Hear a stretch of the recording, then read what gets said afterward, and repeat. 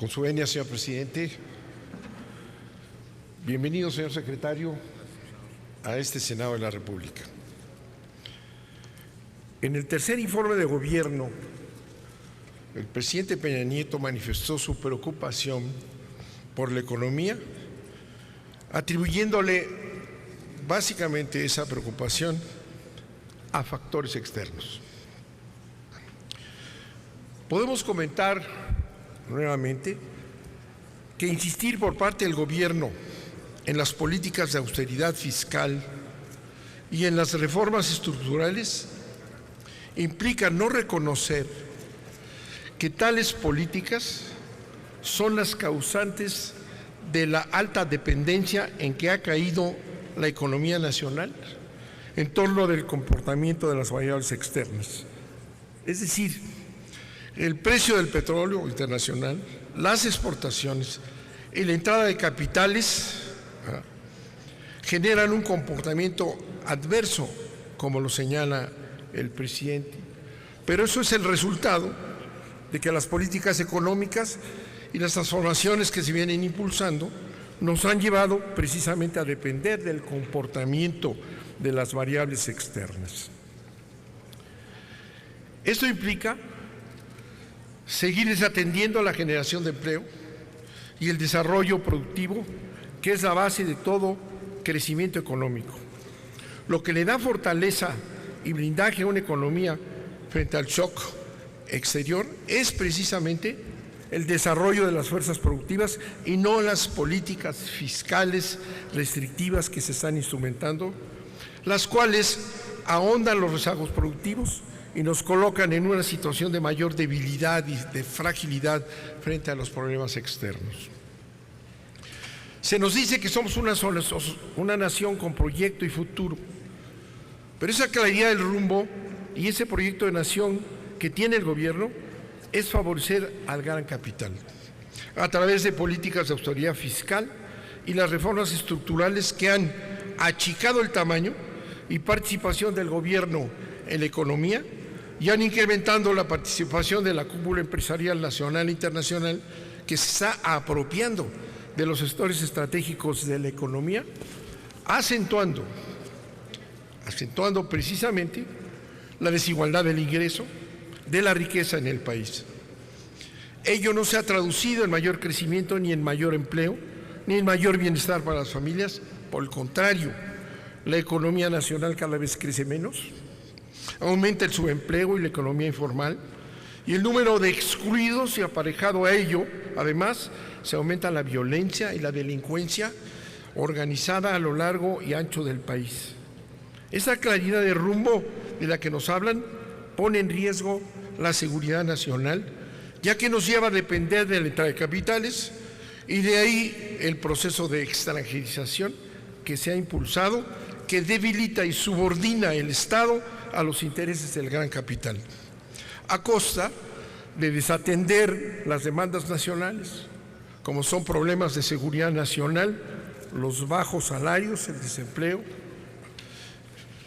y son en efecto problemas de seguridad, porque la economía no es ni siquiera autosuficiente en la producción de alimentos, de granos básicos, ¿verdad? Y dependemos cada vez más de las importaciones.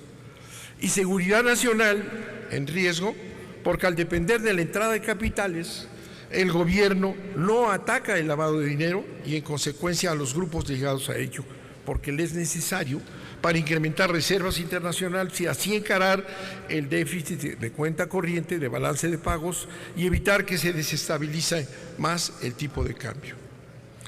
Se nos dice por parte del presidente que el populismo y la demagogia no son una vía para solucionar los problemas. Y precisamente lo que se está haciendo en todas las áreas de este país es populismo y demagogia. Se vuelve a decir 3 años después que la ruta trazada es la única que permitirá brindar desarrollo y que el cambio se traducirá en mayor calidad de la vida, situación que no se presenta y que además es cada vez peor. Tienen un discurso demagógico ofreciendo las promesas a las familias que no cumplen, sino por el contrario, las políticas que han llevado a México lo han llevado cada vez a menor desarrollo. Hoy somos más subdesarrollados que en 1980. Tenemos menos industria y menos sector agrícola del que teníamos en dicho año, menos empresas públicas y un Estado reducido en tamaño y en su capacidad de negociación frente a la cúpula empresarial nacional e internacional. Se ha perdido el manejo soberano de la política económica a favor de los objetivos nacionales, porque responde a los intereses del sector financiero y de la cúpula empresarial. Se deja de invertir, de acuerdo con esta política, se deja de invertir en sectores estratégicos para alcanzar la disciplina fiscal y que el sector privado pase a invertir donde el gobierno deja de hacerlo. Así, la cúpula empresarial se ha apropiado de los sectores estratégicos y de la riqueza generada por estos, lo que reduce los ingresos del sector público. Por más que mencionan que la asociación pública-privada no compromete recursos públicos, la asociación pública-privada, que es el camino, el problema es que la renta petrolera, la renta minera, la de telecomunicaciones y demás empresas públicas que el sector privado se ha apropiado, han restringido los ingresos del gobierno y engrosado los ingresos de la riqueza de la cúpula empresarial. Deja a la iniciativa privada nacional e internacional la creación de empleos, cuando sabemos perfectamente que el único factor que crea los empleos sin buscar el lucro es el gobierno del Estado. Y por tanto la creación de empleos por parte del sector privado nacional e internacional, ¿verdad?, no va a darse y seguiremos viviendo en el desempleo, el subempleo, en la economía informal y la pobreza, y más por los recortes presupuestales que se están realizando. Ante la austeridad fiscal, han anunciado también bonos de infraestructura educativa en la Bolsa de Valores. Y aquí lo presentaron y lo han presentado en todos lados, en la Cámara de Diputados, el secretario de Educación, como una gran solución para la inversión y para fortalecer la supuesta reforma educativa. Por más que han insistido en que la reforma educativa no implica privatización, tal medida lo evidencia, están ya orientando la privatización de la educación pública a través de estos bonos en la Bolsa de Valores. Los estados y municipios que quieran mayores recursos para la educación tendrán que recurrir a dichos bonos de infraestructura y poner como garantía las participaciones federales. No es cierto que estemos avanzando y que hayamos avanzado ni siquiera en los años anteriores, y el decir que vamos a crecer en este nuevo periodo es absurdo, porque si no crecimos en los 3 años anteriores, hoy que se anuncia una restricción del gasto del tamaño que lo hacen, pues es absurdo pensar o poder siquiera decirlo que vamos a crecer cuando ni siquiera crecimos en el anterior periodo. Estamos hacia una desaparición de las únicas posibilidades que tiene el país para salir adelante.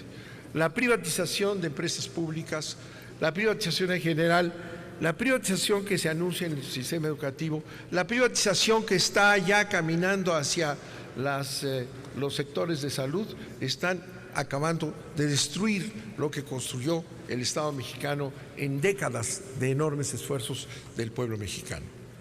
No podemos seguir en este camino. El resultado que nos espera en los próximos meses y años seguirá el mismo: el desastre económico, la pobreza y la entrega del país a los intereses extranjeros.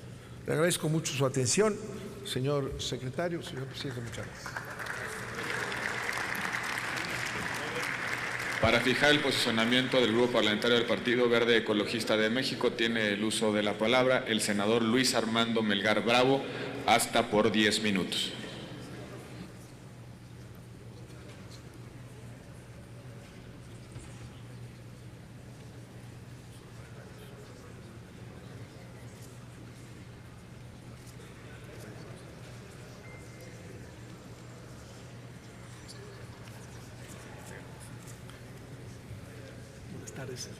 Presidente.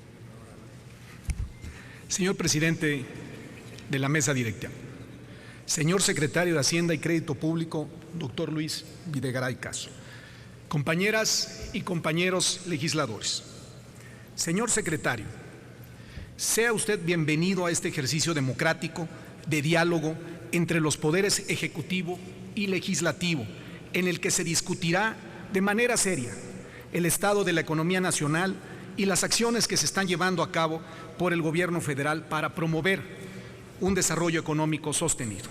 Pero antes que nada, es preciso señalar que es de gente seria reconocer que este gobierno ha demostrado con hechos que es un gobierno responsable, que es un gobierno que de ninguna forma ha sido populista ni demagógico. El país hoy se encuentra ante una oportunidad histórica para detonar un crecimiento económico sostenido e influyente. Durante el primer año de la presente administración, el Poder Legislativo aprobó las necesarias reformas estructurales, rompiendo con la inercia en sectores estratégicos y abriendo paso a una nueva etapa de desarrollo en la que el crecimiento económico tendrá, sin lugar a dudas, un impacto en el bienestar de las mexicanas y de los mexicanos.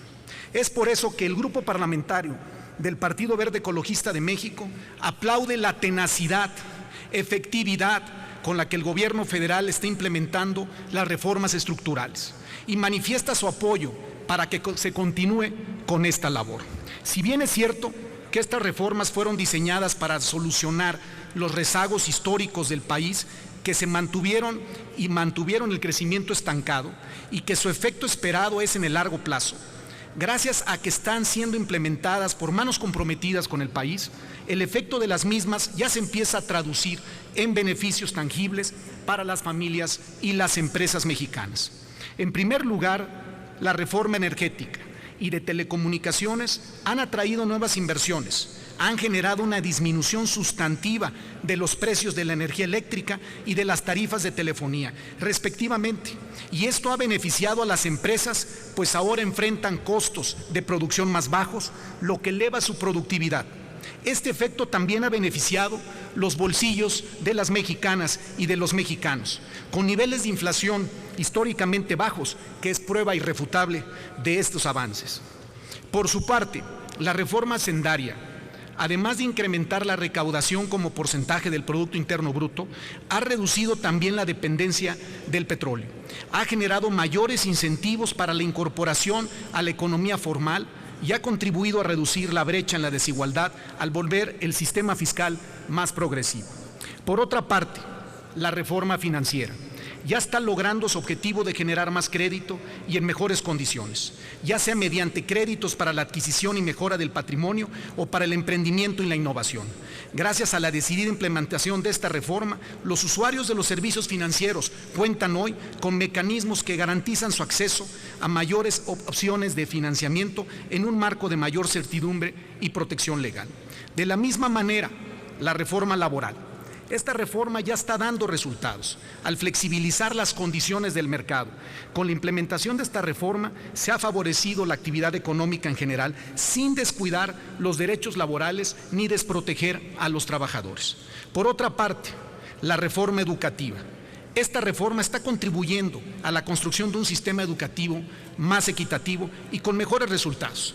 Los nuevos certificados de infraestructura escolar permitirán detonar inversiones de impacto para mejorar la infraestructura de las escuelas en beneficio de nuestros niños y en beneficio de nuestros jóvenes. En definitiva, las reformas no solo están abriendo el camino hacia un mejor futuro, sino que también están mejorando las condiciones de vida de las mexicanas y de los mexicanos en el presente, incluso en un contexto internacional complejo y adverso. De acuerdo con el Fondo Monetario Internacional, nada más para dar una muestra de ello, México crecerá como estimado en un 2.3% durante este año. Este crecimiento se compara favorablemente con el de otras economías, como tenemos el ejemplo de Brasil, tenemos el ejemplo de Japón y de la zona europea, que crecerán a tasas de -3, 0.6 y 1.5 respectivamente. En resumen, las reformas han fortalecido el mercado interno, Los principales indicadores de inversión muestran una evolución favorable. Por ejemplo, la inversión fija bruta registró un incremento de 5.3% anual entre enero y julio del 2015. Por su parte, el consumo privado, ha crecido 3.4% anual entre enero y julio de este año con respecto al mismo periodo del año anterior. Destaca el comportamiento de la industria automotriz y de las ventas al menudeo, como aquí lo mencionó y lo acaba de mencionar más bien el ciudadano secretario. Las ventas automotrices aumentaron 19.7% entre enero y septiembre del 2015, mientras que las ventas de la ANTAD se incrementaron 6.7% real anual entre enero y agosto de este mismo año. No solo la inversión y el consumo se han visto beneficiados. La inflación también ha registrado niveles históricamente bajos y por ende los salarios contractuales también se han fortalecido. La inflación en la primera quincena de septiembre del 2015 fue de 2.53%, mientras que los salarios contractuales registraron un crecimiento de 1.3% real anual entre enero y agosto de este año, el mayor crecimiento para este periodo desde el 2001. Esto nos habla de la fortaleza económica que estamos viviendo en nuestro país. Y hay que decirlo, se debe en gran medida a la exitosa implementación de las reformas estructurales. Señor secretario, compañeras y compañeros legisladores, hoy, cuando algunas economías están condenadas a entrar en un ciclo de desaceleración o recesión, México es un referente a nivel internacional por su estabilidad macroeconómica. No podría terminar este posicionamiento sin señalar que el impulso a la productividad es hoy una realidad con la propuesta que recientemente hiciera el señor presidente Enrique Peña Nieto de las zonas económicas especiales, que sin duda detonarán el desarrollo en los estados del sur-sureste, particularmente Chiapas, donde se tiene todo para crecer económicamente con responsabilidad social. En definitiva, el país se encuentra ante una oportunidad histórica para seguir detonando un crecimiento económico sostenido e incluyente. Estamos seguros, señor secretario, y compañeras y compañeros legisladores, que con este esfuerzo el gobierno federal está avanzando en la dirección correcta para construir ese México de vanguardia que nos merecemos, con visión de futuro, responsable, comprometido, de ninguna manera populista. Por todo ello, señor secretario, el Grupo Parlamentario del Verde refrenda su apoyo al gobierno federal y su compromiso de seguir trabajando desde esta trinchera del legislativo para seguir construyendo un México donde a todos los mexicanos nos vaya mejor. Es cuanto, señor presidente.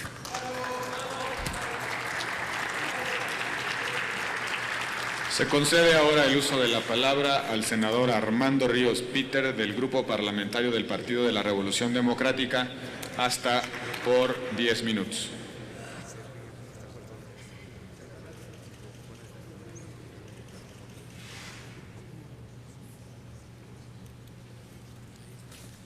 Con su permiso, señor presidente, compañeras y compañeros senadores, ojalá todos viviéramos, o todos los mexicanos vivieran en el mundo irreal en el que vive el senador Melgar. Señor secretario, empezaré mi participación diciendo que la reforma fiscal fue un debate importante, sin duda alguna, pero aún inacabado. A 2 años, el gobierno federal no ha cumplido con su parte. En el último trimestre del año 2003 se apostó por una reforma fiscal que dotara al Estado mexicano de mayores ingresos.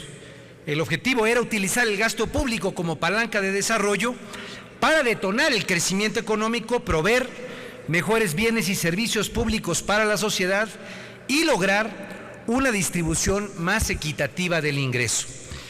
El debate en el Congreso de la Unión sobre la reforma fiscal se dio bajo el compromiso de que el gobierno federal atendería esta visión y mantendría un compromiso sólido de austeridad, eficiencia, transparencia y rendición de cuentas.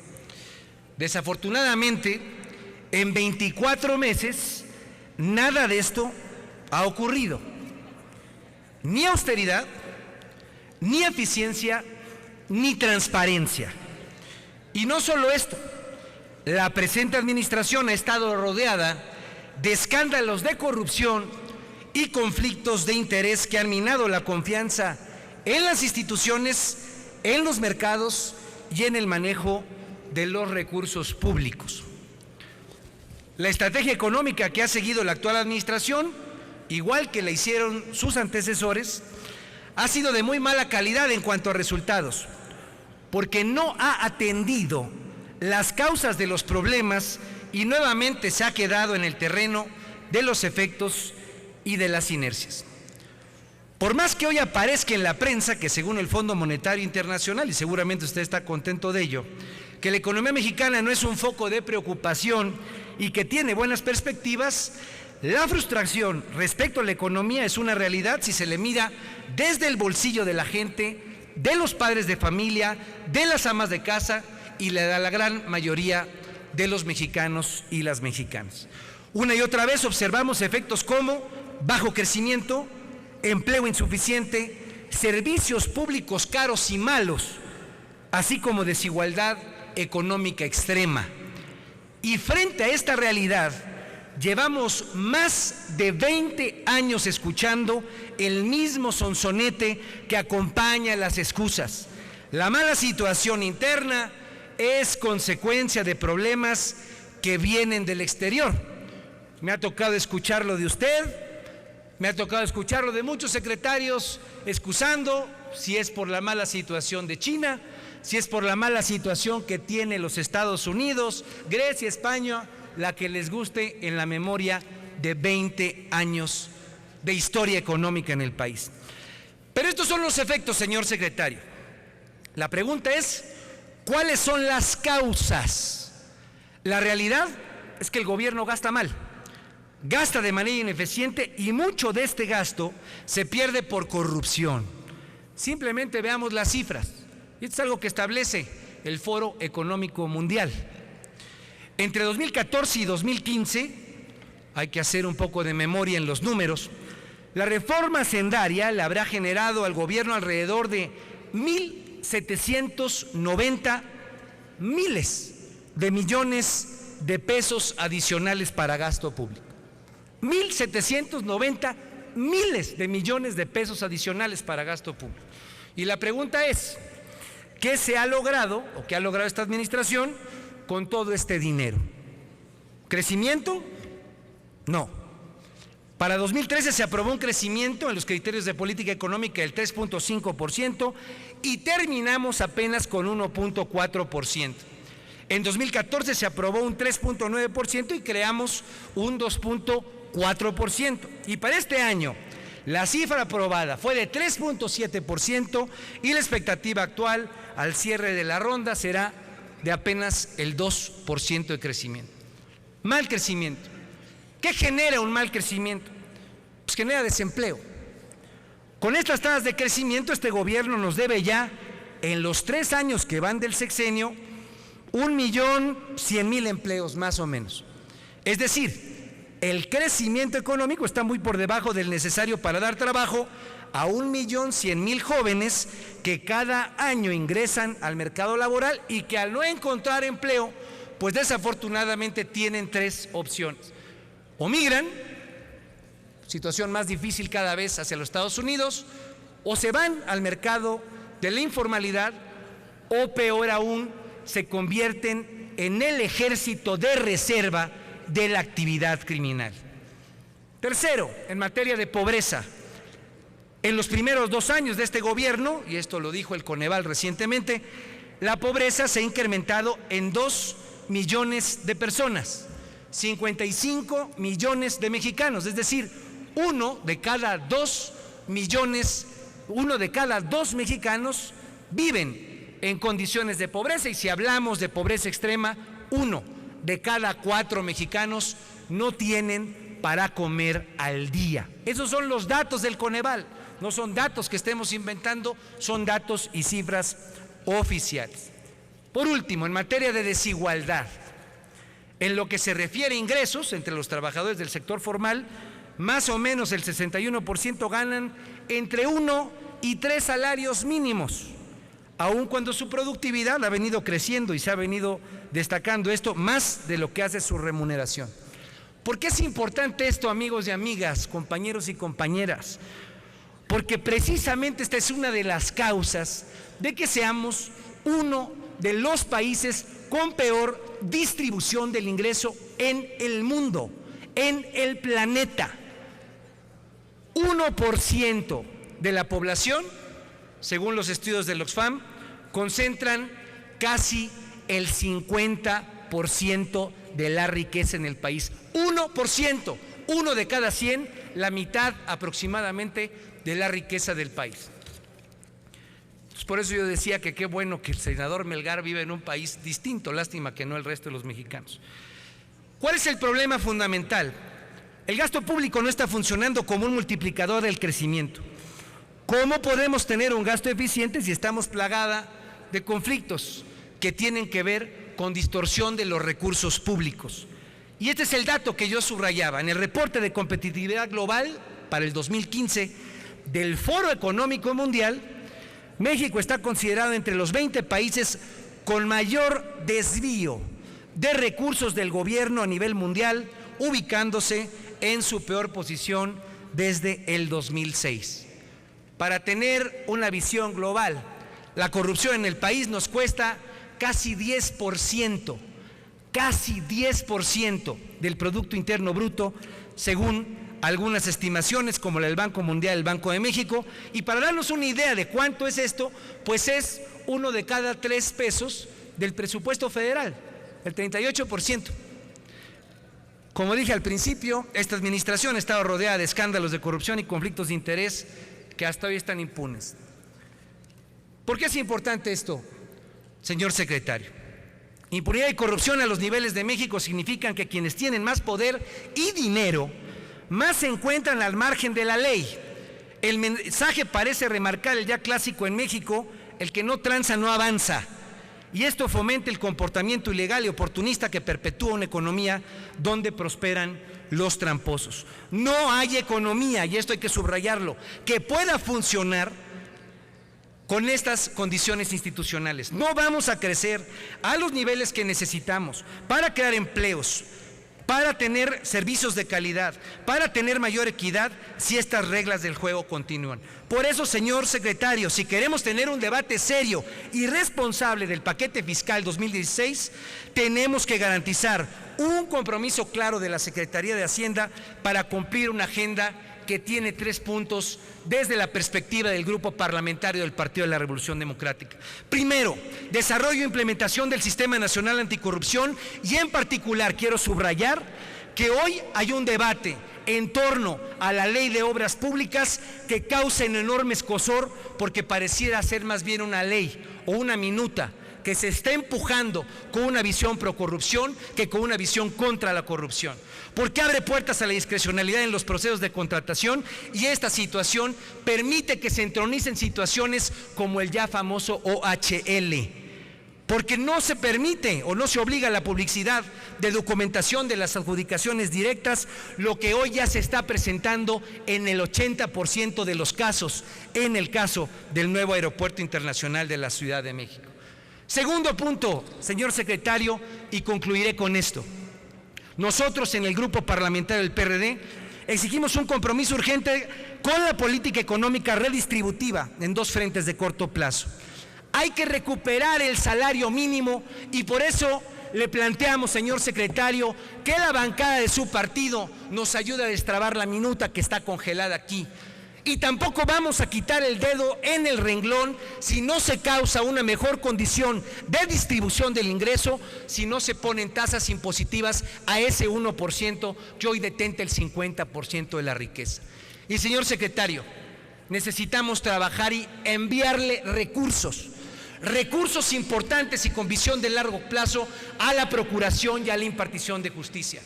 Si no fortalecemos el Estado de Derecho, y con eso concluyo, señor presidente, este país no va a poder funcionar, no va a dar bienes públicos ni servicios públicos. Señor secretario, necesitamos que, para que haya un combate a la corrupción, a la desigualdad y a la impunidad del país, tengamos ese fortalecimiento de la procuración y la impartición de justicia, y eso no pasa, señor secretario, compañeros y compañeras senadoras, por un acuerdo que lleve ternas en la Suprema Corte de Justicia partidizadas. Hagamos de esto una visión de largo plazo y no solamente una glosa del informe. Es cuanto, señor presidente.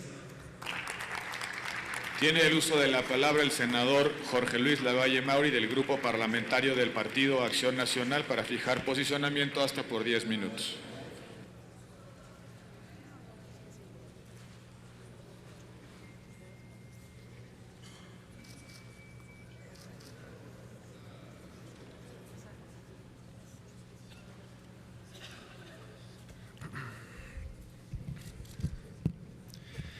Con su permiso, presidente. Señor secretario, en cumplimiento al mandato constitucional que refiere la obligación del Ejecutivo de informar anualmente al Congreso de la Unión sobre el estado que guarda la Administración Pública Federal, las y los senadores de Acción Nacional hemos estado atentos de todos los acontecimientos, sucesos y acciones que han ocurrido en nuestro país. Y hemos tenido siempre la convicción, tanto para apoyar y reconocer los aciertos y las cosas que le convienen a México, así como para hacer señalamientos y seria crítica de las acciones que pongan en riesgo o perjudiquen el correcto desarrollo de la nación. Hemos sido congruentes. Apoyamos todas y cada una de las reformas estructurales que, por cierto, por años el PRI como oposición le negó a nuestro país y que hoy representan la mejor oportunidad para el gobierno y para que México salga adelante. Así como también nos opusimos y advertimos hace 2 años, la reforma fiscal no obedecía al momento y la necesidad que vivía en consecuencia no ha dado los resultados que tantos anunciaron en su momento. Lo dijimos y lo reiteramos, se trata de una reforma tóxica y regresiva. La percepción de los mexicanos sobre el desempeño económico de nuestro país no es positiva. Y esta percepción obedece también a una realidad que todos los días ven reflejada en sus bolsillos. Las expectativas de crecimiento han estado lejos de cumplirse y las situaciones internacionales que se han presentado nos han alejado aún más de ese México al que tanto nos han prometido. La realidad que vemos en el gasto público refleja claramente áreas de oportunidad. El gobierno podría gastar mejor. El gasto corriente todavía mantiene ineficiencias en muchos niveles y los recortes a la inversión nos arrojan un panorama realmente desalentador con las expectativas de crecimiento de la economía. Hace 3 años su gobierno se presentó ante el mundo con las reformas estructurales que México requería, que como mencioné, el PAN fue quien las hizo realidad. Lamentablemente, secretario, los resultados esperados no han terminado de hacerse realidad. En pocas palabras, hemos puesto buenas reformas en malas manos.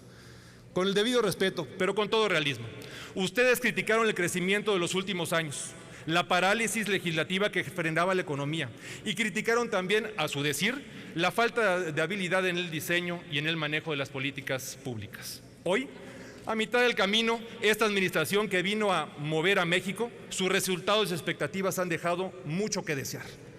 Es urgente que los mexicanos vean reflejados todos los beneficios de la reforma, lo cual no va a ocurrir con políticas públicas recaudatorias, donde sigan cargándole la mano a los que siempre pagan y potencialmente continuar aumentando la informalidad de la economía. No se trata tampoco de echar culpas, de eso los ciudadanos ya están cansados. Pero los niveles de confianza seguirán cayendo ante los constantes ajustes en los pronósticos de crecimiento, lo cual, además de ser un mal síntoma de nuestro desarrollo económico, son noticias que a la ciudadanía le causan desánimo y una percepción negativa del futuro de nuestro país. Hay indicadores de la economía que, si bien no son facultad directa de la Secretaría de Hacienda, sí representan focos rojos que requieren ajustes y toma de decisiones inmediatas en las políticas públicas para minorar el impacto negativo en la economía nacional, como por ejemplo el tipo de cambio, que este año ha alcanzado ya los 17.50 pesos por dólar, y las empresas proveedoras de bienes y servicios ya prevén incrementos en los precios que, en consecuencia, podrán afectar el próximo año a la inflación. Nos gustaría saber bajo qué criterios se estima una inflación del 3% en contraste con la franca depreciación de nuestra moneda, que ya ha superado en estos días el 30%. Por otra parte, podemos ver en su propuesta para el paquete económico para el 2016 que el rango de crecimiento estimado es de entre el 2.6 y el 3.6%. Esto explica en gran medida por el crecimiento esperado en Estados Unidos y sobre todo de la producción industrial de aquel país, que se estima va a rondar alrededor del 2.6%. Esperemos que así sea, pues lo ocurrido en los últimos 3 años ha sufrido serias desviaciones. Si bien ha incrementado la recaudación, también ha incrementado el número de pobres, la deuda pública, la informalidad y, desafortunadamente, el único que ha disminuido es el crecimiento económico de nuestro país año tras año. El PEF refleja que el recorte anunciado por el gobierno no es realmente significativo. Si comparamos el PEF de este año contra el presupuesto para 2016, vemos que en términos nominales es 1.1% mayor y descontada la inflación es menor en tan solo 1.8%. Es decir, que el Estado mexicano no se está apretando el cinturón en la medida que se necesita, o al menos podríamos decir que lo podría hacer mucho mejor. Analicemos brevemente. ¿En dónde está el recorte? Este se encuentra en el rubro de gasto programable de la Administración Pública Federal, es decir, en los ramos administrativos, generales, autónomos, entre otros. Pero se diluye también por el aumento del gasto no programable, que no es otra cosa que el costo financiero que enfrenta el gobierno por la deuda contraída, que para el próximo año, por cierto, se eleva 14.2% por el efecto de la depreciación de nuestra moneda, a la cual me refería hace unos momentos. Del lado del IMSS y del ISSSTE, instituciones que tienen un problema grave de finanzas públicas hacia el futuro, presentan aumentos en sus respectivos presupuestos de 6.94% para el ISSSTE y 6.26% para el IMSS, resultado de un incremento estimado para el 2020 de 1.1 billones de pesos. Tema que nos preocupa y nos gustaría saber por su conducto, secretario, de qué forma el Estado mexicano está previendo acotar esta bola de nieve que compromete de manera severa las finanzas nacionales a corto y mediano plazo en nuestro país. El presupuesto de la SEDATU es un caso aparte. Dentro del PES 2016 asciende a poco más de 27,000 millones de pesos. Los principales programas de acuerdo a su presupuesto son, y lo cito brevemente, el programa de acceso al financiamiento para soluciones habitacionales, cuyos recursos ascienden a 10.6 mil millones de pesos, el programa de infraestructura con 10.3 mil millones de pesos, el programa de apoyo a la vivienda con 2.5 mil millones de pesos. Y secretario, a muchos nos gustaría saber cuáles van a ser los criterios y objetivos que se lograrán con este aumento. Uno de los más significativos en este paquete, donde por cierto, y cabe destacar, la exsecretaria de Desarrollo Social, que nos dejó terribles resultados a los mexicanos, hoy tendrá bajo su responsabilidad este presupuesto. Es inadmisible, secretario, que quien nos entregó después de 3 años al frente de la política social 2 millones más de pobres a este país, sea premiada con la secretaría que recibirá el mayor incremento en este año que viene. Por otra parte, los presupuestos para la CFE y Pemex se reducen en 7.5 y 14% respectivamente. Si bien en la reforma energética le entregamos a las 2 empresas productivas del Estado una serie de herramientas financieras para su competitividad y saneamiento de sus finanzas, es importante señalar que en este momento se encuentran, por el mismo motivo, en el proceso de transición. Y al recortarles en estos años el presupuesto podría poner en riesgo sus programas de inversión y transición referidos, aunado a que los recortes en inversión en esta, como en otras áreas del presupuesto, ponen en riesgo las mismas expectativas de crecimiento general. En materia de deuda, si bien el déficit obedece a la reducción gradual que se ha establecido, nos causa duda el anuncio de los bonos educativos, que si bien también, por su parte, no son parte de la deuda federal y del paquete económico, sí son parte de la deuda nacional, al ser emitidas por los estados. De ser así, más allá de esto, la pregunta sería en su caso, ¿por qué limitar los educativos? Si también tenemos serias necesidades de inversión, por ejemplo, en materia de salud. Le proponemos, secretario, crear estos bonos estatales en dado caso, obedeciendo, primero que nada, a los nuevos criterios de disciplina financiera para que puedan ser utilizados y así atender más bien las necesidades más importantes que puedan tener cada uno de los estados. Señor secretario, la capacidad de recaudación del gobierno debe ser consistente con la capacidad de generación de ingresos de las familias. El gasto del gobierno debe reflejarse en mejores indicadores y un mejor nivel de vida para las y los mexicanos. Y como hemos observado a lo largo de esos 3 años, el crecimiento del PIB ha sido considerablemente menor al crecimiento del gasto público. En consecuencia, son los ciudadanos y el endeudamiento los que están asumiendo este papel. Prueba de ello es al ver que la recaudación de impuestos del 2011, por ejemplo, era de 11,200 pesos por mexicano. Y ahora, para este 2016, se espera que crezca a 20,000 pesos por mexicano. Con estas medidas no cabe duda que la recaudación está sirviendo para que el gobierno gaste y no para mejorar el nivel de vida de los mexicanos. Lo que México necesita, secretario, lo que México más necesita en este momento es generar confianza y certidumbre jurídica y que ésta se vea reflejada en mayor inversión, empleo, crecimiento y lo cual represente por este conducto una mejor calidad de vida para los mexicanos. Estaremos atentos de que el paquete económico obedezca a estas directrices, que bajo ninguna circunstancia, y quiero ser muy claro, se manipule el ingreso del país de manera artificial con fines políticos. Preferimos un paquete económico realista, por más austero que este parezca. Es por ello que Acción Nacional ha propuesto se revisen las disposiciones establecidas en las leyes fiscales, se revisen y en consecuencia generen las mismas condiciones en los sistemas de pensiones. No queremos mexicanos de primera y de segunda, queremos pensiones dignas, pero también con los mismos criterios para todos. Estamos a favor de eliminar las barreras y promover el emprendimiento y competitividad para el crecimiento de nuestro país, promover la autogestión ciudadana y eliminar a toda costa la intermediación político-burocrática. Con la simplificación fiscal se insistirá en el tema de mayores deducciones para las empresas y personas físicas, como son la nómina de los trabajadores, la cual es totalmente necesaria para la generación de ingresos. Las deducciones personales no sean acotadas y se deduzcan al 100%. Se revise el monto para la deducción de automóviles utilitarios, se vuelve a otorgar el IVA diferido en fronteras, la deducción inmediata no se restrinja a sectores estratégicos sino a todos en general y estaremos también promoviendo medidas para incentivar el ahorro, la inversión y la formalización con el fin de favorecer la creación de empleos formales, hacer más sólida la economía del país, no permitiendo el crecimiento de impuestos ni la contratación de deuda innecesaria, exigiendo al Ejecutivo que ésta sea más eficiente en su gasto, con el fin de que pueda invertirse en donde hace falta para obtener mejores resultados y bienestar a un mayor número de personas. Concluyo. Sugerimos también no desproteger a los municipios, por cierto, de nuestro país. Ellos son la primera línea de gobierno y ventanilla principal en la atención a las necesidades más básicas de los ciudadanos, por lo que en el mismo sentido deberían ser los menos afectados en estos recortes presupuestales. Para concluir, presidente, no tengan duda que Acción Nacional seremos escrupulosos en vigilar el cumplimiento de metas y objetivos. Continuaremos trabajando a favor de los ciudadanos, apoyando lo que le conviene a México y señalando también lo que se hace mal, otorgando al gobierno solamente lo que es indispensable, de manera responsable, abonando a la transparencia en el gasto y beneficiando las políticas públicas que generen empleo, inversión y crecimiento. Es momento de actuar a favor de México, es momento de apostarle a que le vaya bien a los mexicanos, sin regateos, sin mezquindades. Actuemos en consecuencia y estemos a la altura de las exigencias de los tiempos actuales, así como la expectativa de todos los ciudadanos. Muchas gracias y antes de concluir, hay un grupo, señor secretario, de ciudadanos que formularon preguntas al Senado a través de Tu Voz en el Senado y quiero hacerle por este conducto entrega para, pues en su momento les pueda dar cabal respuesta. Muchísimas gracias.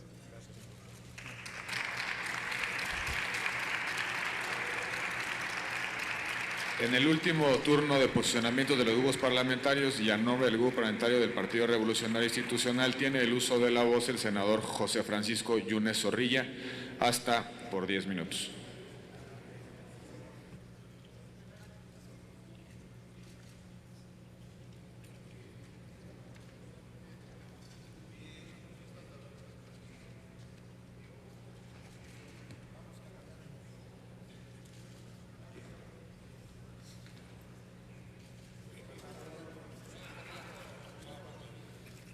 Con su permiso, senador presidente, con el permiso de las senadoras y de los senadores, me permito de nueva cuenta darle la bienvenida a esta Cámara al señor secretario de Hacienda y Crédito Público del Gobierno de la República. Y de manera especial, señor secretario, del Grupo Parlamentario del Partido Revolucionario Institucional, a quien complace significativamente la disposición con la que asume usted este diálogo entre poderes y escucha para generar condiciones favorables y definitivas en las decisiones que en el futuro habrán de tomarse. El Grupo Parlamentario del PRI en el Senado acude a la comparecencia del secretario de Hacienda y Crédito Público en el marco de la glosa del tercer informe de gobierno. Lo hace consciente del país en el que vive, lo hace consciente de la realidad que impera en nuestra nación. Venimos a hablar con la solvencia que nos dejan los datos duros, los hechos corroborables, los datos presentados por los organismos autónomos al gobierno, y esas cifras, señoras senadoras y señores senadores, de manera puntual enmarcan que el desempeño económico del país se conduce por el destino correcto. Más allá de los crisoles ideológicos, más allá de las diferencias partidarias, más allá de la oportunidad de posicionar posturas políticas, el país, sin alcanzar los niveles que queremos todos, empieza a evidenciar su dinamismo y su compromiso social. Y yo quiero dejarlo en claro, porque más allá de los posicionamientos y más allá de las discrepancias entre los senadores, me parece que hay en el sentir del ciudadano la mejor expresión y la mejor calificación a la política económica del Gobierno de la República. Es el ciudadano que hace patria todos los días desde su trabajo, quizás el que tenga la mejor opinión de hacia dónde se conduce económicamente el país. Y es ese ciudadano que ve en el precio de la gasolina ya no aumenta mes con mes y que por primera vez puede incluso disminuir en su beneficio. Es aquel ciudadano que paga menos por concepto de luz en su recibo, en este país y en este momento, en ningún otro sitio. O aquel ciudadano que puede cambiarse de banco para pagar menos intereses sobre su hipoteca. Lo saben también quienes en su bolsillo notan las ventajas de no pagar más llamadas telefónicas de larga distancia ni de comisiones de interconexión. Esa es la realidad de las reformas que de manera generosa este Congreso de la Unión apoyó y que hoy representan nuevas condiciones y mejoras en el día a día de los sectores vulnerables más desprotegidos del país. También lo comparten aquellos quienes ven protegida su capacidad de compra, el poder adquisitivo de su salario con escenarios de bajos niveles de inflación. Tan solo en septiembre, esta apenas alcanzó 2.53%, el menor alcanzado en el agregado de la historia. El mejor juicio de la política económica del Gobierno de la República lo tiene el pequeño contribuyente que obtuvo mayores beneficios fiscales y que ahora puede acceder a créditos, seguridad social, beneficios que antes no tenía. Estos resultados solo pueden entenderse a partir de los efectos derivados de las reformas estructurales, reformas que se explican a partir de la generosidad y compromiso de las senadoras y de los senadores, de las diputadas y de los diputados de todos los grupos parlamentarios. Y ese es el camino y ese es el llamado. México pensando en su gente y trabajando para generarles mejores condiciones de vida. Esas reformas estructurales que esta soberanía aprobó han fortalecido el mercado interno, han brindado confianza a los inversionistas nacionales e internacionales y están propiciando mejores condiciones de financiamiento para empresas y familias. La instrumentación de estas reformas flexibilizó las condiciones del mercado laboral y está favoreciendo la actividad económica en general, particularmente del sector informal.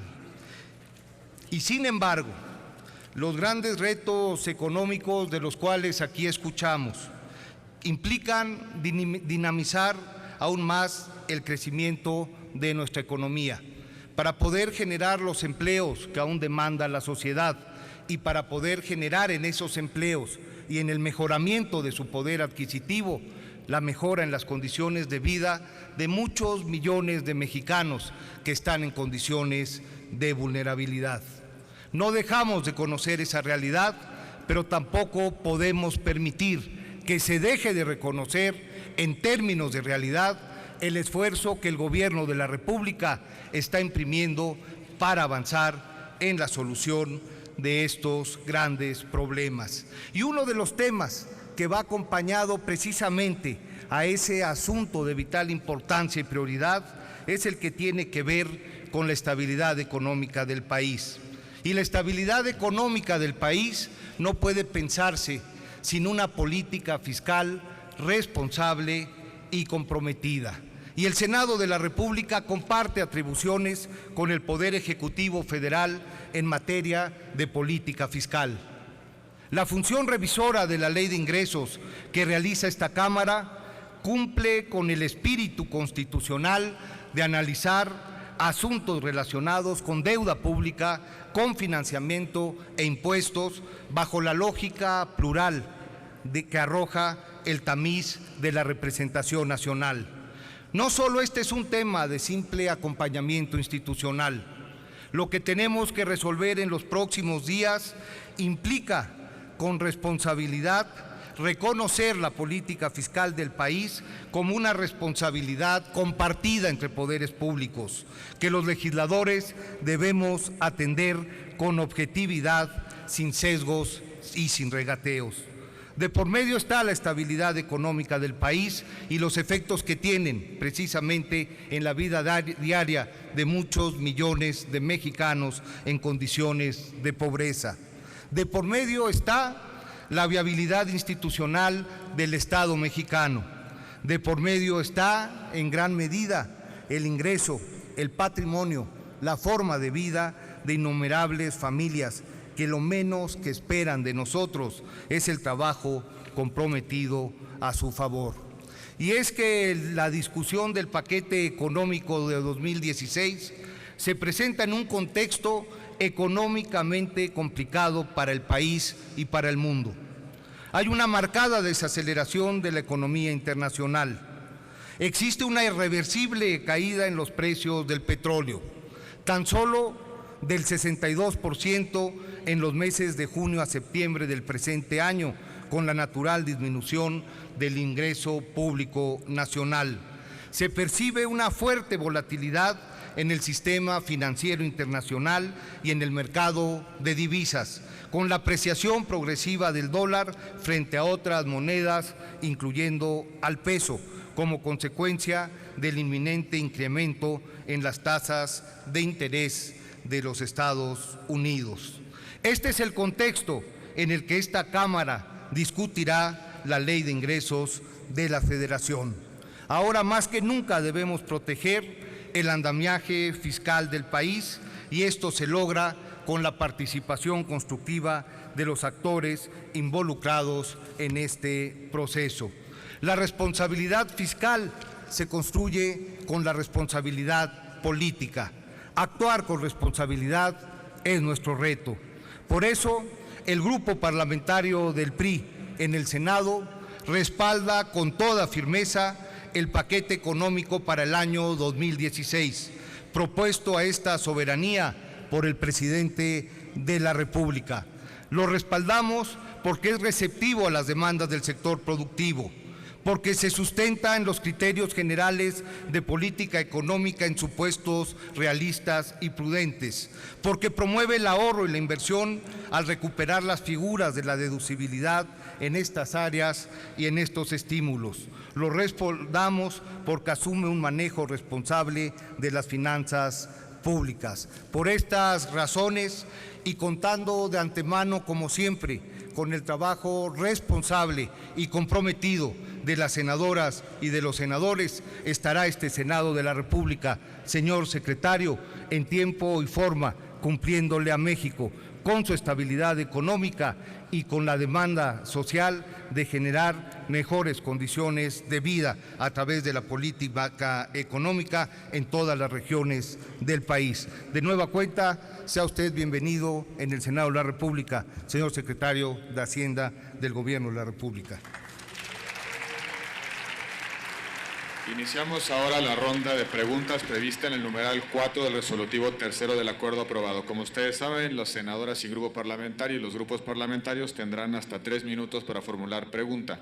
Inmediatamente después, el secretario compareciente dará respuesta a las mismas hasta por 4 minutos y los senadores a su vez intervendrán en comentarios o réplica hasta por 2 minutos. En consecuencia, tiene el uso de la tribuna la senadora Mónica Arriola Gordillo hasta por 3 minutos para formular pregunta.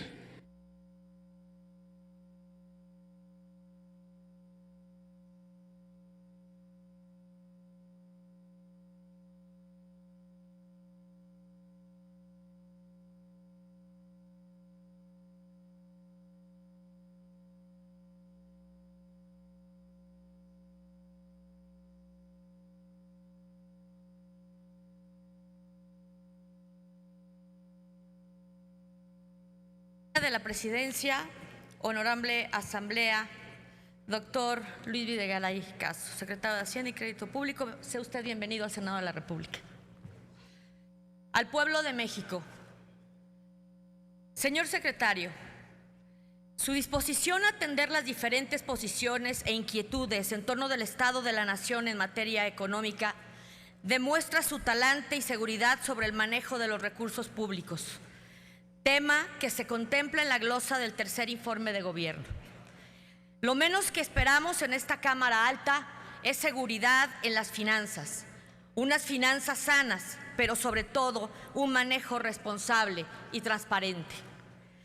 Señor secretario, en días anteriores usted afirmó que la economía mexicana presenta una mejora y que no se ha encarecido la vida del mexicano desde el inicio de la actual administración, presentando un paquete económico que presume tener como objetivos preservar la estabilidad e impulsar con responsabilidad el crecimiento económico y el bienestar de las familias mexicanas. Como parte de este paquete económico se presenta una proyección de crecimiento del Producto Interno Bruto de entre 2.6% y 3.5%, una tasa de inflación estimada del 3%, una tasa de interés del 4% con una previsión de tipo de cambio de 15.9 pesos por dólar. Al inicio de su gestión se contaba con un crecimiento del PIB de entre 3.9 al 4%, planteado para el 2013 un estimado del 3.5%. Sin embargo, los diversos ajustes lo llevaron hasta un lamentable 1.1%. Los últimos 2 años hemos sido testigos de la misma tendencia. Con altas expectativas, los ajustes terminan por llevarnos a un crecimiento muy por debajo de lo esperado. ¿Qué es lo que se busca elevando las expectativas? Cubrir la incapacidad del país para mantener estas finanzas sanas, como usted lo llama, o las tasas de interés que han venido a la alta. En este mismo modelo se ha mantenido el tipo de cambio de peso-dólar. Al iniciar la actual administración estaba en 12.95 y ahora oscila en 17.50. Señor secretario, los mexicanos y las mexicanas queremos saber cuál es el estado real de la economía. Hemos luchado por tener de nuestro gobierno un gobierno transparente. Creo que es un buen momento para poner el ejemplo con el manejo de expectativas reales y objetivas de crecimiento, de empleo y de inflación. Y son precisamente 2 asuntos los que ocupan mi intervención: la educación y la pobreza. Temas que en el marco de su responsabilidad son fundamentales. México es un país de ingresos medios altamente desigual. Hemos apostado por las reformas estructurales para acercarnos a las economías avanzadas, pero en el camino estamos perdiendo la batalla. Sin duda, tendríamos que empezar por optimizar el uso de los recursos públicos en sectores estratégicos. Y una preocupación real es el recorte en estos rubros. Estamos hablando de un recorte importante en el tema educativo y en el tema de ciencia y tecnología. Desde su perspectiva y después de tener un cargo a las finanzas públicas del país, señor secretario, durante los últimos 3 años de la aprobación de las reformas estructurales y de una reforma fiscal, la pregunta sería: ¿Qué acciones se pueden instrumentar en materia de política económica para distribuir mejor la riqueza del país y superar la pobreza? Y si todos coincidimos en el valor estratégico de la educación, ¿qué impide o cuáles son los obstáculos en materia presupuestal para que se haga del sector educativo una prioridad para el Estado mexicano? ¿Es cuánto, señor secretario? Proceda, señor secretario, con sus respuestas, por favor, hasta por 4 minutos.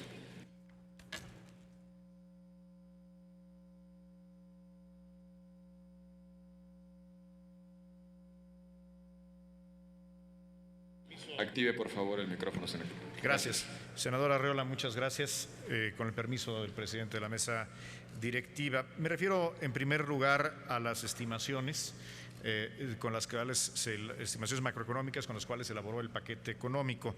Permítame hacer un par de precisiones. El crecimiento en 2013 fue de 1.4, no de 1.1%. El tipo de cambio en este momento, el tipo de cambio al mayoreo, no es de 17.50, es de 16.60. Y son relevantes estas precisiones precisamente por las estimaciones que están a consideración de la Cámara de Diputados como Cámara de Origen y, por supuesto, del Senado en su momento como Cámara Revisora. ¿Cómo hicimos las estimaciones? En primer lugar, con respecto a la estimación de tipo de cambio y de producto y de crecimiento del Producto Interno Bruto, tomamos el promedio de las estimaciones del sector privado, es decir, casas de bolsa, bancos, consultorías, al momento de presentación del paquete. Hace una semana que tuve el honor de comparecer ante la Cámara de Diputados, reflexionaba yo que una buena práctica que se ha adoptado en años anteriores es revisar esas estimaciones conforme al consenso de los analistas al momento en que se apruebe la ley de ingresos, específicamente la aprobación en Cámara de Diputados. Esto es algo que, por ejemplo, se hizo el año pasado con respecto al precio del petróleo.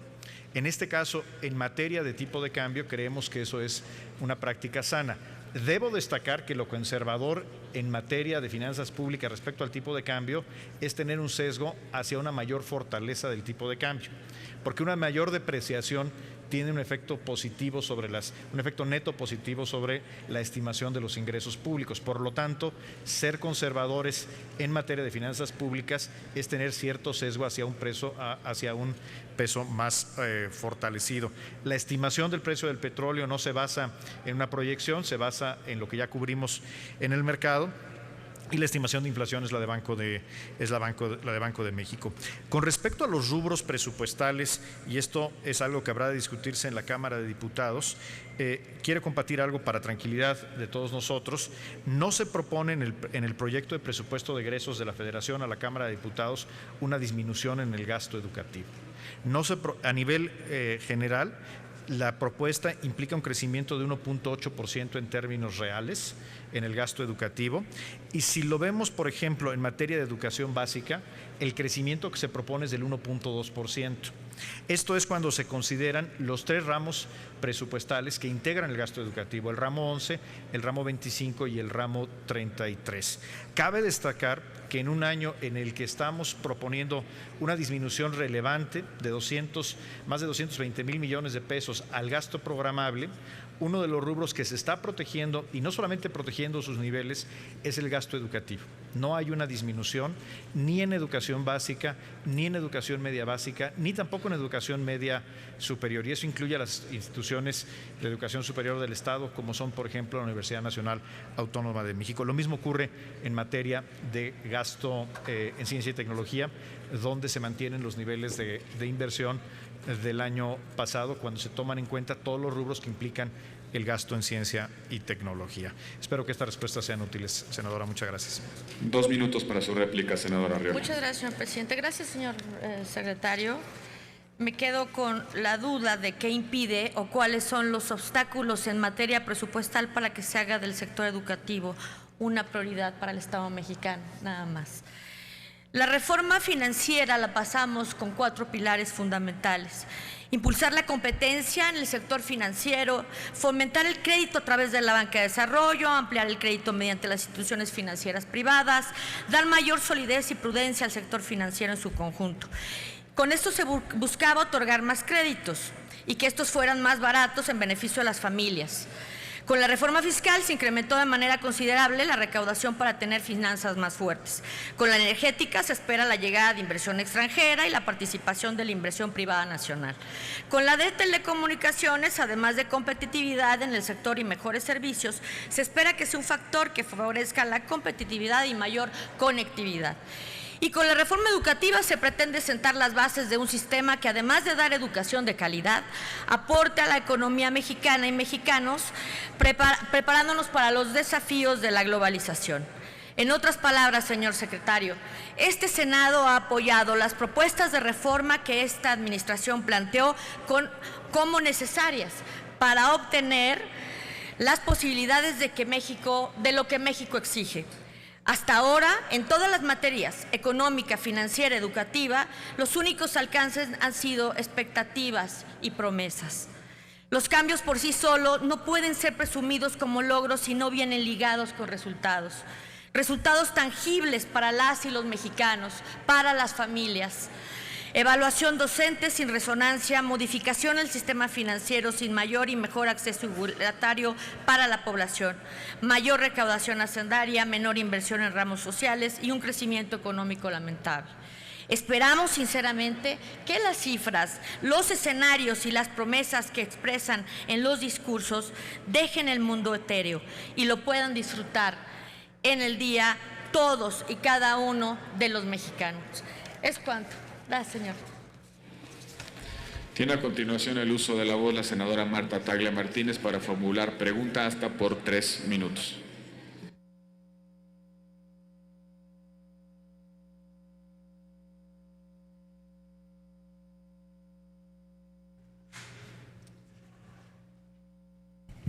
Buenas tardes, doctor Videgaray. Gracias, presidente.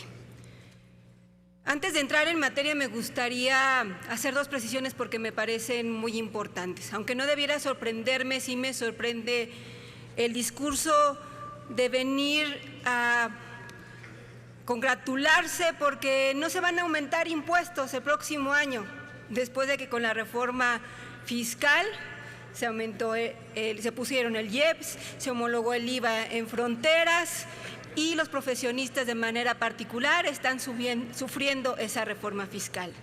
Que no se van a aumentar las gasolinas. Sí, en 5 años han aumentado más del 40%. Bueno, esta parece la política del golpe y el trapito. Primero te pegamos y después te venimos a decir que estamos trabajando en favor de la ciudadanía.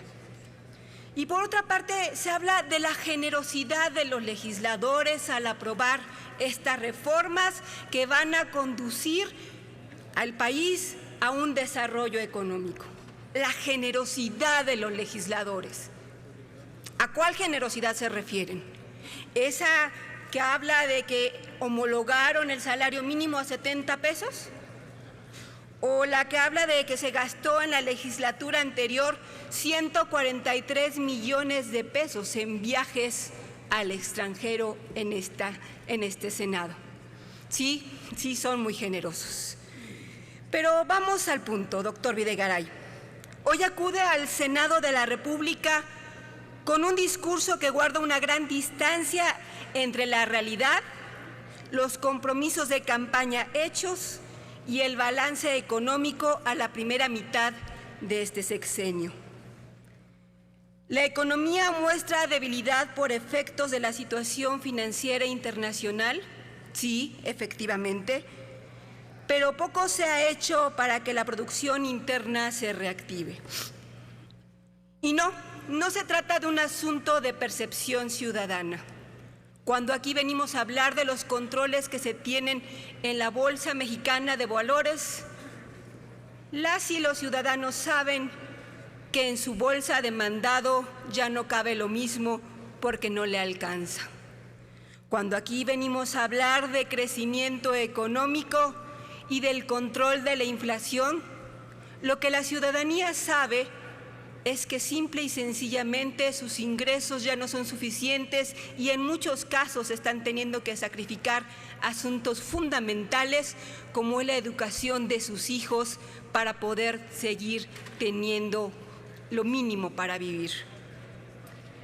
Se habló de crecer en promedio, se ha hablado de crecimiento cuando en realidad solamente hemos crecido una tercera parte de nuestra capacidad real y cada mes se ha venido ajustando a la baja.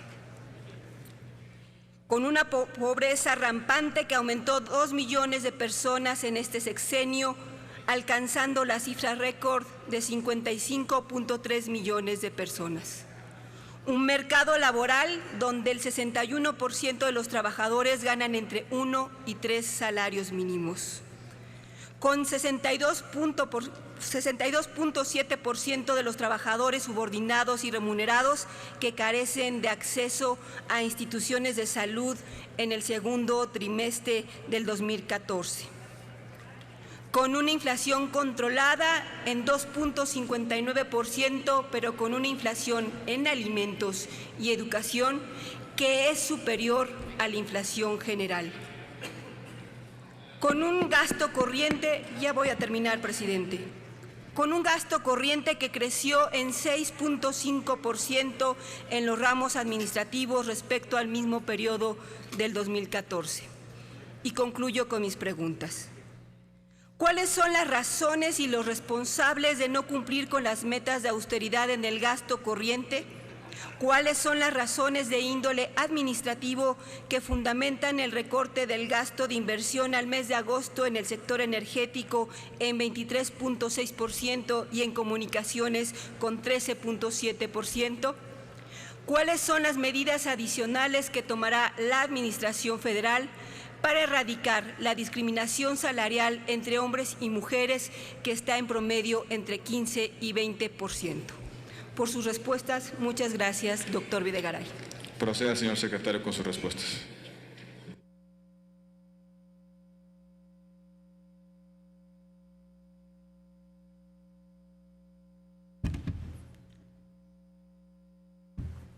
Gracias, senadora Tagle. Con el permiso del presidente de la mesa directiva. Quiero ser preciso respecto a algo que usted señala correctamente. En 2013 se aprobó una reforma hacendaria que implicó un aumento en la carga tributaria para particularmente los grandes contribuyentes y los mexicanos de mayor poder adquisitivo. Fue una reforma profunda al marco tributario, en la cual algunos impuestos desaparecieron, como por ejemplo el IETU o el impuesto a los depósitos en efectivo. Se introdujeron elementos de mayor progresividad en el impuesto sobre la renta y se hicieron otras modificaciones, como por ejemplo la homologación del IVA en frontera. Este fue un cambio profundo a las reglas de carácter fiscal. A partir de entonces, lo que ha propuesto la Administración, el Poder Ejecutivo Federal, y es una propuesta respetuosa a las atribuciones del Congreso de la Unión, es darle estabilidad al marco tributario durante el resto de la Administración. ¿Por qué? Porque las reglas fiscales para generar incentivos, certidumbre, para crear empleos, para inversión, no deben de modificarse constantemente. Es decir, la propuesta de no elevar impuestos, de no crear nuevos impuestos, parte precisamente de que en 2013, entrando en vigor en 2014, se hizo una reforma profunda que implicó, por supuesto, incrementar los ingresos tributarios no petroleros y que muestra ya algunos resultados muy importantes que nos han permitido enfrentar con éxito la disminución del precio del petróleo. Con respecto al gasto corriente, debo señalar que el Ejecutivo Federal solamente tiene facultades para proponer al Congreso de la Unión, en este caso de manera exclusiva a la Cámara de Diputados, una disminución o modificaciones al presupuesto de los ramos administrativos del Poder Ejecutivo. Es decir, la Secretaría de Hacienda, como parte del Poder Ejecutivo, no puede modificar las propuestas de asignación presupuestal ni para los otros poderes de la Unión, incluyendo al Senado de la República, la Cámara de Diputados y, por supuesto, el Poder Judicial Federal o los órganos autónomos. Esto será algo que habrá de deliberar la Cámara de Diputados, estoy seguro, con toda responsabilidad en las próximas semanas dentro del plazo constitucional. Refiere usted a las disminuciones en el presupuesto de Petróleos Mexicanos, en el presupuesto particularmente del gasto de inversión. Esta es una consecuencia, en primer lugar, del entorno internacional. El precio del producto principal que vende Petróleos Mexicanos, que es el petróleo crudo, ha tenido una disminución muy importante y como el resto de las empresas petroleras del mundo ha enfrentado esta situación disminuyendo, entre otros rubros, el gasto de inversión. Esto es algo que está previsto en el nuevo marco normativo de los hidrocarburos en México, que Pemex reaccione y se comporte como una empresa productiva, no como una dependencia gubernamental. Y esto es lo que está ocurriendo, y lo mismo ocurrirá cuando tengamos mejores precios del petróleo eventualmente. Es algo que no podemos pronosticar cuándo habrá de ocurrir. En el caso del presupuesto de la Secretaría de Comunicaciones y Transportes, este ajuste se ha llevado, es cierto, es la Secretaría dentro de los ramos administrativos, aquí ya sin considerar a Pemex y a la CFE, es la Secretaría que tiene el mayor ajuste en el gasto, y se ha llevado este ajuste a la Secretaría de Comunicaciones y Transportes precisamente para no afectar otros rubros que se consideran de gran importancia, como son el rubro educativo o la infraestructura y el gasto en salud, en ciencia y tecnología, por ejemplo. Y finalmente, con respecto al gasto corriente, se está haciendo un ajuste importante en el gasto corriente, tanto en este ejercicio 2015, y así se está reportando en los informes trimestrales, y por supuesto en la propuesta para el año que entra. Se está haciendo, insisto, dentro del gasto programable, en los ramos administrativos, donde vemos disminuciones importantes en el gasto, tanto de servicios personales como el gasto operativo de las secretarías de Estado. Esto, al agregarse junto con los ramos autónomos y de otros poderes de la Unión, por supuesto la disminución es menos perceptible, pero la propuesta del Ejecutivo es una disminución real, importante, en todas y cada una de las secretarías de Estado, insisto, en servicios personales y en el gasto de operación. Y por supuesto, aquí se me agota el tiempo en la tribuna, pero estamos a sus órdenes para proveerle esta información a detalle, senadora. Muchas gracias, presidente. 2 minutos para su réplica, senadora Tagle Martínez. Coincidiendo en que es necesario garantizar que no haya movimientos importantes en temas de ingresos fiscales, me preguntaría entonces por qué someten a la Ciudad de México y al Estado de México a un vaivén condicionado a cuestiones políticas, cuando en este proyecto de presupuesto el fondo de capitalidad ha sido disminuido. Si vamos a ir a una reforma que garantice ingresos fiscales, me parece importante solicitar un compromiso para que el fondo de capitalidad quede también en esta reforma y no esté sujeto a vaivenes políticos, pues creo que los capitalismos y quienes transitan por esta ciudad, empezando por ustedes mismos, van a agradecer que pueda haber servicios suficientes. En cuanto al gasto corriente, pues me parece que a la ciudadanía le queda muy claro. Mientras los funcionarios, los senadores, los partidos políticos no hacen ningún esfuerzo de apretarse el cinturón, porque eso es evidente, y el argumento es que la ley no nos lo permite y la fórmula está así, ¿no? A la ciudadanía es a la que siempre le pedimos que en momentos de crisis se ajuste el cinturón. Podemos dar muchos datos, justificaciones de por qué no se puede disminuir más. Lo cierto es que los datos también indican que el gasto corriente ha venido aumentando. Entonces, es un tema que tenemos sin duda que tratar. Finalmente, quiero decirles que el modelo económico de nuestro país ha puesto de manifiesto claras deficiencias e inconsistencias durante los últimos años. Es un modelo que ha generado resultados insuficientes, inequitativos e inciertos. Ha aumentado el número de pobres y no solamente eso, ha profundizado la desigualdad y la exclusión. Desde nuestra perspectiva, el presupuesto debe concebirse como el principal instrumento de desarrollo de una nación y como el reflejo de las prioridades del Estado. Pero por ello, si lo que buscamos es acabar con la desigualdad y mejorar la calidad de vida de los mexicanos, nosotros creemos que el camino y las prioridades deben concentrarse justamente en la inversión pública y en la equidad social, renglones que desafortunadamente vemos sensiblemente sacrificados en este paquete presupuestal. Es cuanto. Muchas gracias. Para formular pregunta a nombre del Grupo Parlamentario del Partido del Trabajo, tiene el uso de la voz el senador David Monreal Ávila, hasta por 3 minutos.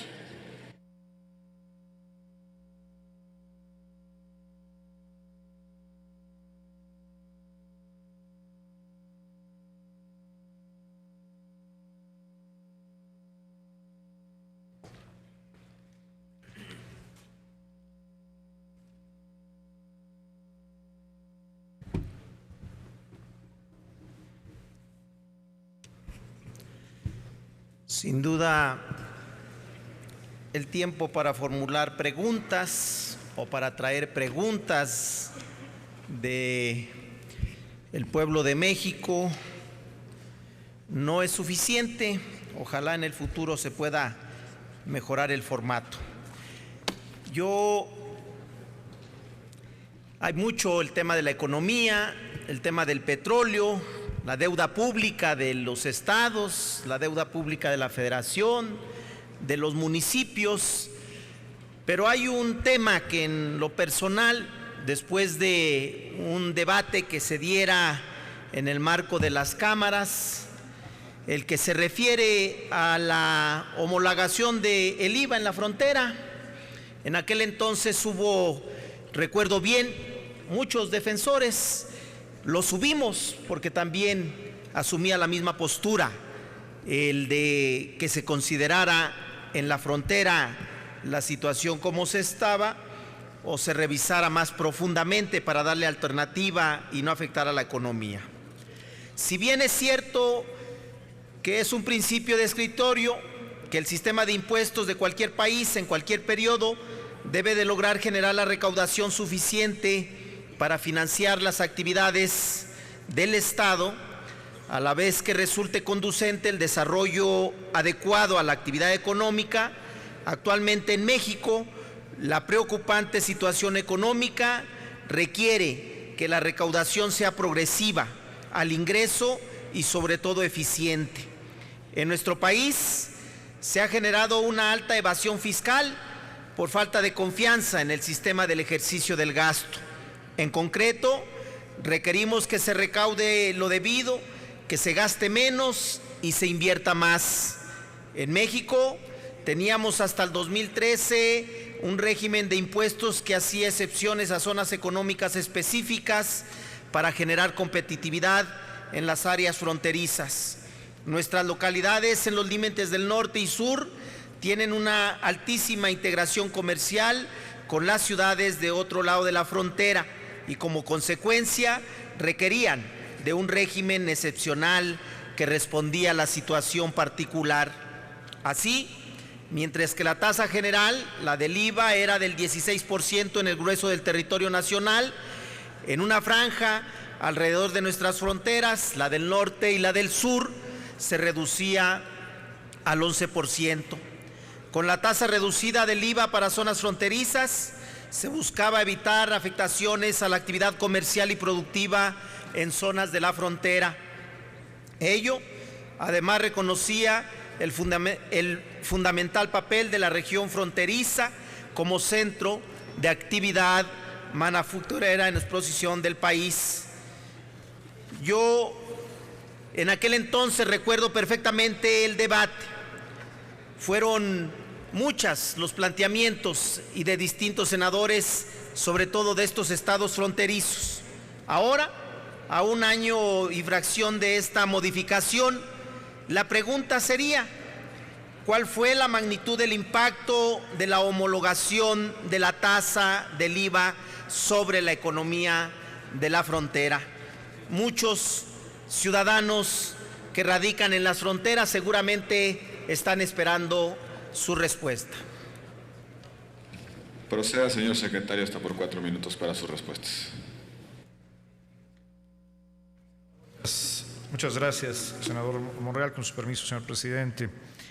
Quiero recordar cuál fue la motivación para proponer a esta soberanía la homologación del IVA en la frontera. En primer lugar, hay que destacar que existían muchas operaciones que en realidad se llevaban a cabo en el interior del país y que eran indebidamente facturadas en la frontera. Por ejemplo, ventas de vehículos que ocurrían en otros estados del país y que se facturaban en la frontera para acceder a una menor tasa del IVA. Eso no beneficiaba en lo absoluto a los habitantes de la frontera. Y por otro lado, sí representaba un daño en la capacidad financiera del Estado para cumplir con sus obligaciones.